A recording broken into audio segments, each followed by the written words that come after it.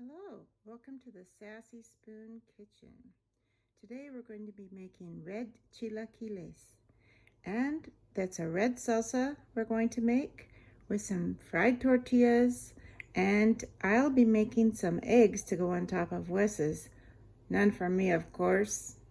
They're very simple to make. They make a good lunch or breakfast or snack, and they're very, very delicious. So stay tuned and we'll get cooking. Okay, we're ready to start making our tortillas to put in our chilaquiles. Now, there are different kind of tortillas and all over the country now. I mean, I remember when I moved to South Carolina and I went in the grocery store to buy tortillas and the only kind they had were old El Paso canned tortillas. That was in 1985. That's not so long ago. Well, it is pretty far along, but still, we've come a long way all over our country. You can buy tortillas almost everywhere now. So these are two different brands, and they're two different kinds of tortillas. They are both corn tortillas, and both of them are good for different things. The El Milagro is made closer to home here. They're made in Atlanta, and they're a yellow corn tortilla, and they're all natural product. There's no preservatives, and they're more like the tortillas that I grew up with. They're thicker, heartier, and they fry up very yellow, and they're just real thick. Is the best way I can describe them. And they're good for what we're going to make today. They don't always fry up for tacos the best. Personally, I prefer white corn tortillas. And this Guerrero brand is my favorite for things like that, and especially for chips. This is the difference between the two. The Guerrero is a thinner, more supple tortilla. It's made from white corn. You can see the difference. This is kind of like the whole wheat bread of tortillas, and this is more like the white bread. But I don't like white bread, but I like white corn tortillas. And these, I make my chips normally from white corn tortillas. And I use these also for making tacos a lot if I'm not making my own tortillas. So it's up to you. It's a personal preference. But today, for what we're making, I like these for the chilaquiles. So I'm going to show you how I cut those up. And just stay away from tortillas made by companies that are big brands like Taco Bell or any of those big brand tortillas. Mission. Those tortillas are like cardboard. They're just not good. So stay away from those tortillas. Look for the real Mexican names, and go to a mercado or a small Hispanic grocery store and see what kind of tortillas they have. And you're probably going to get a lot better product. These mostly have really good shelf life. I can keep a package of these in my pantry for probably 3 or 4 weeks if they last that long. The El Milagro actually has no preservatives of any kind in it, and it's supposed to be refrigerated. So I put them in a Ziploc bag in the refrigerator. But again, they don't last that long because we use a lot of them. So this is how I cut them for this. Now, you can't, normally for my chips, I go this way, this way, this way, and this way. But for this, as you can see, I have them mostly in little squares, or rectangles. So you can do a big stacks of them with a pizza cutter. And of course, you can use a knife, which is also really easy. So I'm going to go like this. So you can cut stacks. And then just cut it like that. Like that. And like that. Now, when we're going to fry them up, I'm just going to cook them in a little bit of oil in a pan. I'm not going to use a deep fryer. when I do my tortilla chips, I do them in a deep fryer. And I do large batches because they keep a long time. And when we do make this recipe, I do sometimes use leftover tortilla chips. So I would not be using this kind of tortilla. I would just use my regular leftover chips. Do not use store-bought chips because they're very salty and they have a different kind of texture. If you go to a Mexican restaurant and you have leftover chips from that meal, those will be fine because they make their own chips usually and they're made with these kind of tortillas and they'll be fine. But don't use like Doritos or even, like tortilla chips that you buy in the grocery store. They're just not good for this. So anyway, let's take these over to the pan and get them frying. Okay, I have just a little bit of peanut oil in this skillet. I mean, just a little bit, like probably a quarter of a cup. And it's just an old iron skillet. You can use a stainless steel skillet. You can use any kind you want. I'm just going to put a layer at a time in here because I'm not doing a deep fryer. And I'm using a tray inside of a hotel pan to drain them. But you could also use a paper towel on a plate. Don't use a paper plate next to this flame. But you could use a sheet pan, like a cookie pan with paper towels on it. You can use anything you want to drain them. So see that little bit in there just went sizzling. Another old trick is if you put a wooden spoon in and you get a little bit of bubbling like that. See how that little bit of simmering around the bottom? That means it's hot enough.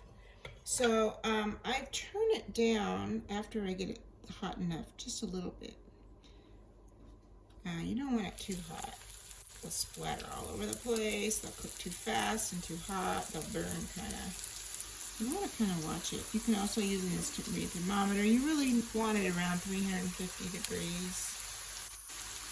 The oil. So essentially what we're doing is pan frying them.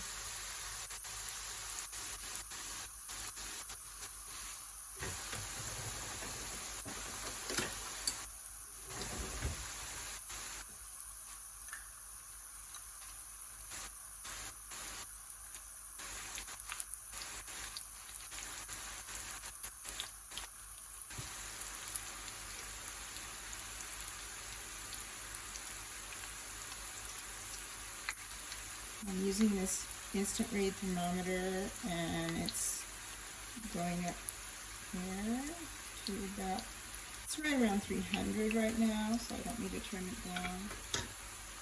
I'm going to flip them over. That's another thing, if you have a deep fryer, you don't need to flip them over. Okay, getting pretty crispy pretty fast.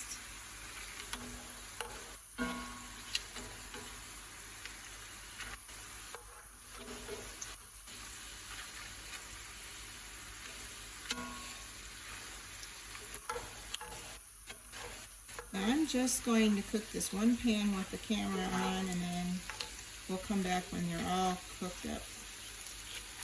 And we'll make the salsa. As I said, this is pretty fast and easy to do. And it can be made for breakfast, lunch, or dinner. If you already have tortilla chips made, then you can just skip this step and go right on to making your salsa. I'm actually going to make a recipe enough for 2 people, but depends on how many chips you have. You can make it for 1 person, and in fact, that's my whole goal today, is to show my friend Philip, who's a widower, how he can make this meal for 1 person. Okay, so I'll come back when they're all made up. Okay, now for the red salsa. There is no true recipe you have to follow here. You're just going to make a salsa that we're going to cook the chips in. You can use a variety of chiles, and you can use different amounts of tomatoes, but I also have a green chili salsa we can make another time. So today we're just going to do red chili. Now I have some tomatoes here. You can use anywhere between 3 and 5 or 6 tomatoes, and if you have salsa left over, of course you can use it for other things. So you don't have to be stuck with a certain number of tomatoes. I used half of an onion, a big red onion, and I used, at this point, I think I used 4 tomatoes. 2 of them were romas, and 1 was a regular tomato, small regular tomato. And then I had 3 or 4, now there's my lovely dog barking. Sorry. There were 4 little tiny cherry tomatoes that, you know, kind of needed to be used, so I throw them in. And then I have, sorry about my dog. Then I have some garlic. I think I had 4 heads of garlic in here that I smashed a little bit. And that's it as far as the fresh stuff goes. And then I have 2 Guajillo chilies. Now those are dried, and I'm going to show you the package. So here they are. Now the Guajillo chili is not hot and spicy, so all you have to do is take this stem off. I just used a pair of kitchen scissors and pour the seeds and membranes, if you want, into the trash. And then I break mine up into little pieces like this and soak them in boiling water. Some people like to put some bouillon into the water. I don't always do it. I don't have any right now, so I'm not going to use any bouillon. So I'm just going to pour this whole thing in. Now, the nice thing about the Guajillo is this dried chili is going to have sort of a sweet flavor. It's not a hot chili, but the dried skins of the chilies are kind of sweet, sort of like dried tomato is kind of sweet. And then for the heat, what I'm going to add is 1 chipotle pepper. Now, chipotles are a dried jalapeno chili, and that does have heat, but not an extreme heat. And it's in adobo sauce, which is very nice sauce. So this is the can it comes in. This is what you want to look for. But once I've opened a can, I usually keep it around for lots of things. So this is a jar that I keep it in the refrigerator. And I'm going to take 1 out. And 1's usually sufficient. And I'm going to put it in. I'm going to make it a little of the sauce because the sauce is really good.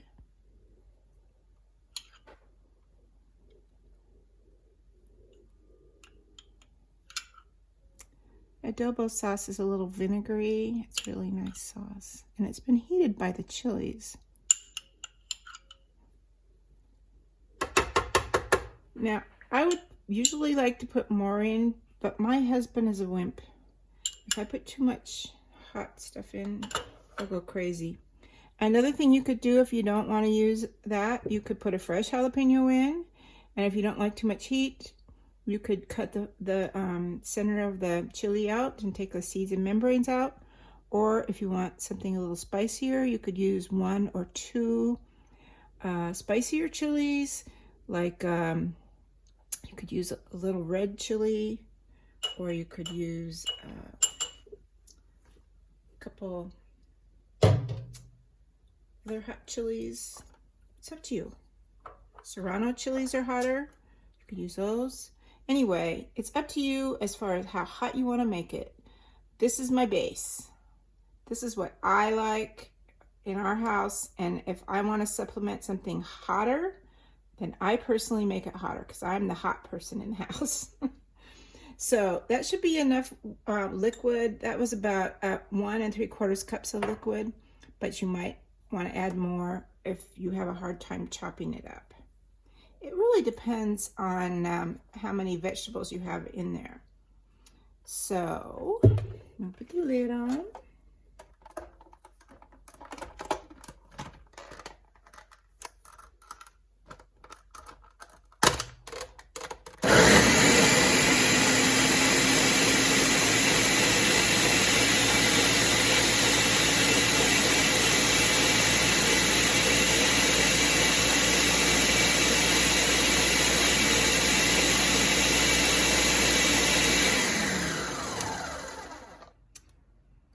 That's pretty much chopped up. You don't really want any big pieces because we're actually going to strain this.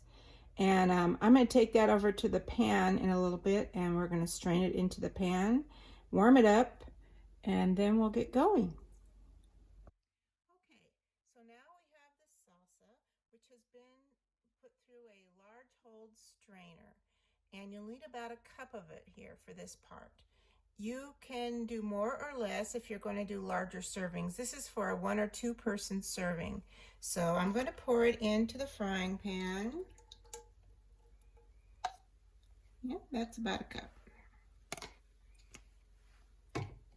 And I'm going to turn the heat on.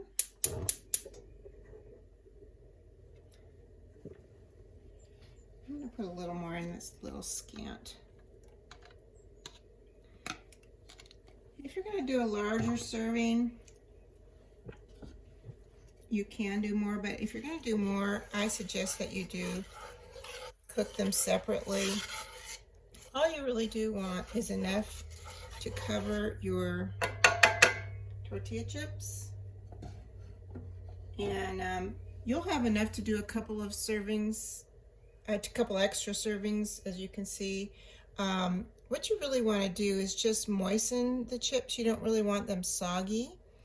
And as soon as the salsa heats up, then we'll put the chips in. And as soon as the chips get covered with sauce, then we'll add some cheese. The cheese that I'm going to use today is Oaxaca cheese, but you can use any kind of cheese you want. Cheddar's good. Oaxaca cheese is basically the same thing as it's right here. It's the same thing as mozzarella. It's very buttery and mellow. You can also use Monterey Jack. Very similar. Nice melting cheese is what you want.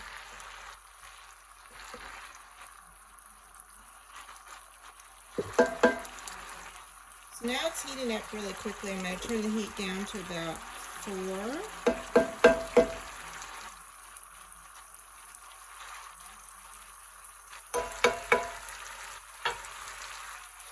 Start adding the chips. Like I said, you still want them crispy. You just basically want to get them into this sauce and kind of give them a little bath. You don't want them soggy at all. And you can use restaurant chips, but you don't want to use any grocery store chips like Doritos or any chips that you buy at the grocery store.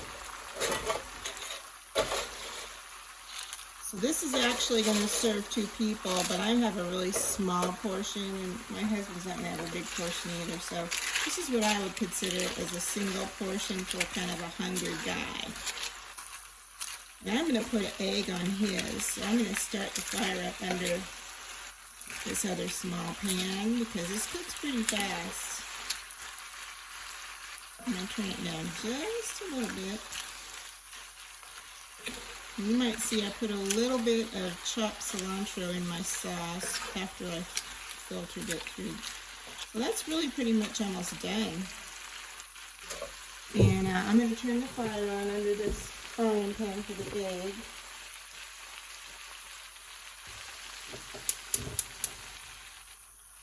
I just put a little olive oil in there.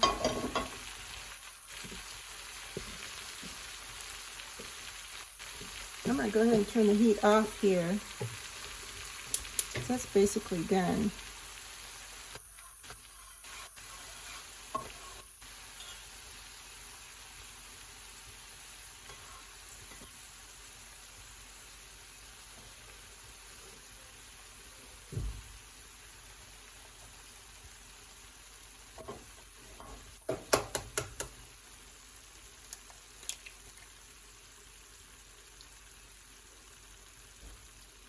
I'll do this egg sunny side up. Some people like them scrambled on top. I really think they're better sunny side up. So I'm going to add a little salt and pepper. As soon as the egg's finished, then I'll show you how to plate it. See you in a minute. Okay, the egg's almost ready. I'm going to plate up some in a minute. So I've just turned the heat down a second. And the heat of the egg will actually make the cheese melt. But I'm going to turn the heat on for just a minute here. So the cheese will melt a bit more. I'm going to flip them.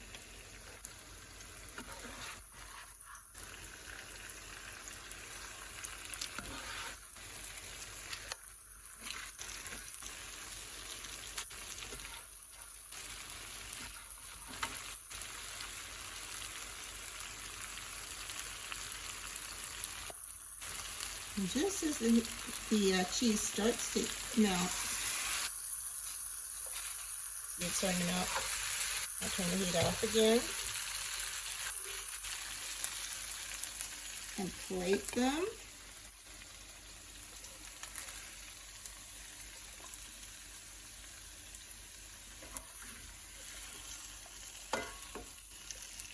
As you can see, most of this is for my husband. I'm just going to have a small portion.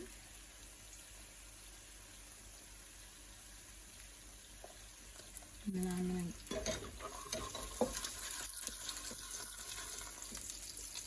top his with an egg.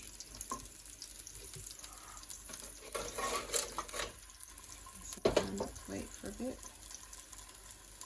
I'm going to put a little bit of Mexican crema drizzled over the top. You can use sour cream, or you don't have to do this at all. You can have some hot sauce on the side if you like. And then I like to just trim a little bit of cilantro. Of course, that's a personal thing. Some people hate cilantro and some people like it. You can also use some scallions if you'd like, but you don't have to do anything. It looks a little more festive with something green on it. And I personally like the taste of cilantro. So, there it is. Chilaquiles for your breakfast, lunch, or dinner. Today ours is actually lunch. Thanks, and don't forget to hit the thumbs up for like and subscribe for more videos. We're going to have all kinds of good food for you.